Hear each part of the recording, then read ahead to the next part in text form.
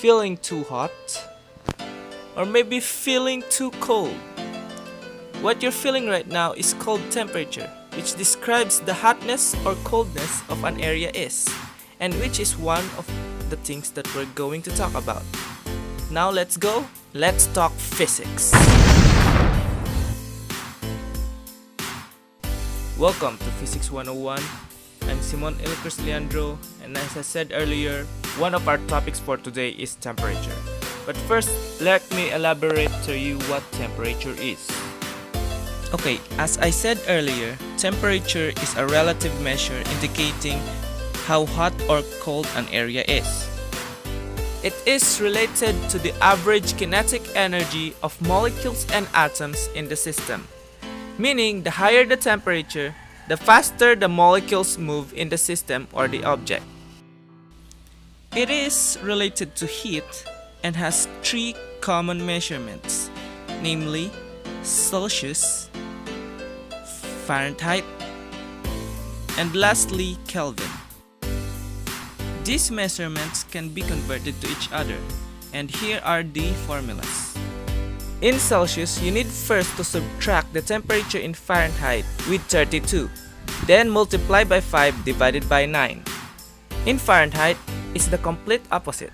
You need first to add 32 to the temperature of Celsius, then times 9 divided by 5. Lastly is the Kelvin, where you add the temperature in Celsius by 273.15. Okay, let's have a quick problem. Let's convert the average body temperature of a person, which is 98.6 degrees Fahrenheit, into Kelvin. First, we need to write the given. The temperature in Fahrenheit is indicated by T subscript F, and Kelvin is T subscript K. On the formulas earlier, we can't convert immediately Fahrenheit to Kelvin.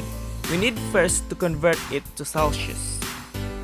And with that conversion, we're going to use the formula of converting Fahrenheit to Celsius, which is T subscript F minus 32 times 5 divided by 9. All you need to do is substitute the value and then solve. Now we get the temperature in Celsius. Now let's convert it to Kelvin. And here is the formula for conversion to Kelvin. T subscript C plus 273.15.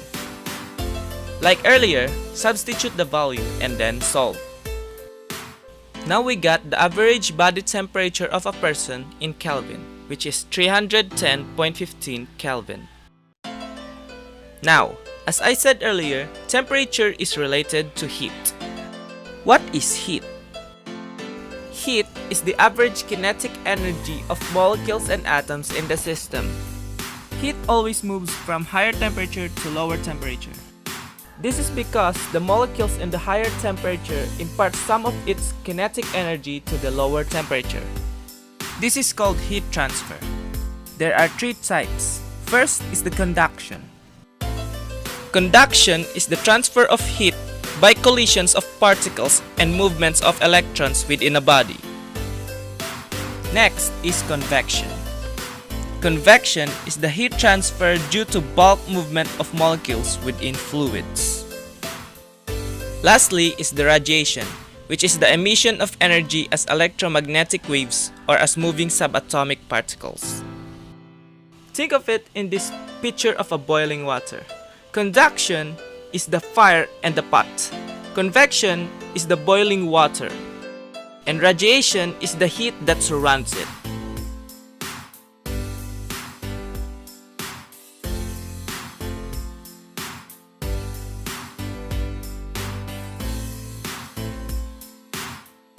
Here in thermal expansion, there are two types, the linear expansion and the volume expansion.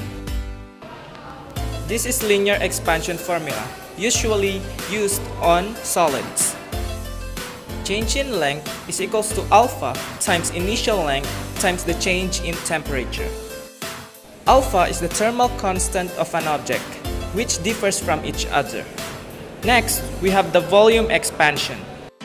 This is usually used in gas and liquids. So the change in volume is equals to beta times the initial volume times the change in temperature. Easy, right? So let's have an example. A concrete railroad tie has a length 2.45 meters on a hot, sunny 35 degrees Celsius day. What is the length of the railroad tie in the winter when the temperature dips to negative 25 degrees Celsius?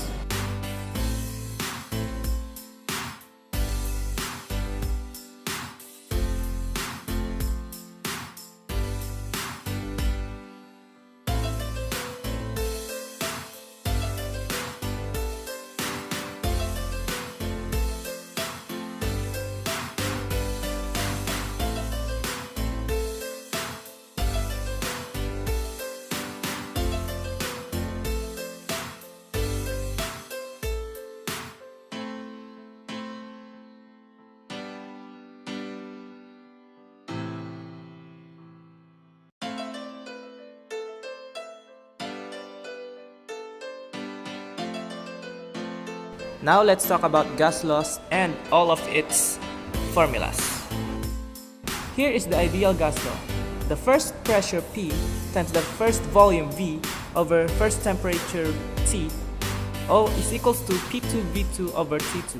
Next is the Boyle's law, which is P1 V1 is equals to P2 V2. In the Boyle's law, the temperature is constant. That's why it's not there. Next is the Gay-Lussac's law. P1 over T1 is equals to P2 over T2. Now the volume is the one that is constant here, unlike the Boyle's law. Lastly is the Charles law, which is V1 over T1 is equals to V2 over T2. Here, the pressure is constant. This diagram shows how pressure affects molecules and atoms in an object. Here's an example. At 1.70 atmosphere, a sample of gas takes up 4.25 liters. If the pressure in the gas is increased to 2.40 atmosphere, what will the new volume be?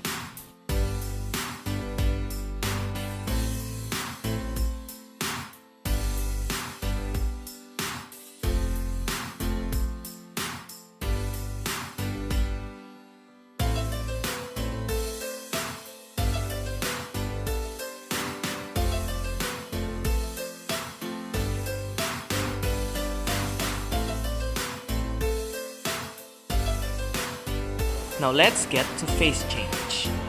As you can see here, as the temperature goes up, the molecules on an object becomes more and more active. And as the temperature gets colder, the molecules gets less active. This is called the kinetic theory. This is the phase diagram for water. At the triple point is where all the phases meet. Critical point is its peak temperature, meaning it can't go further than that. Now let's talk about phase change and its formulas. Q, or the heat, is equals to mass times the specific heat times the change in temperature. In here, we are using specific heat because the temperature is changing and either rising or falling. The other formula is Q is equals to mL, or the latent heat. This is used during the phase change. There are two types of latent heat: fusion for melting and vaporization for boiling. This is latent heat as shown in the diagram.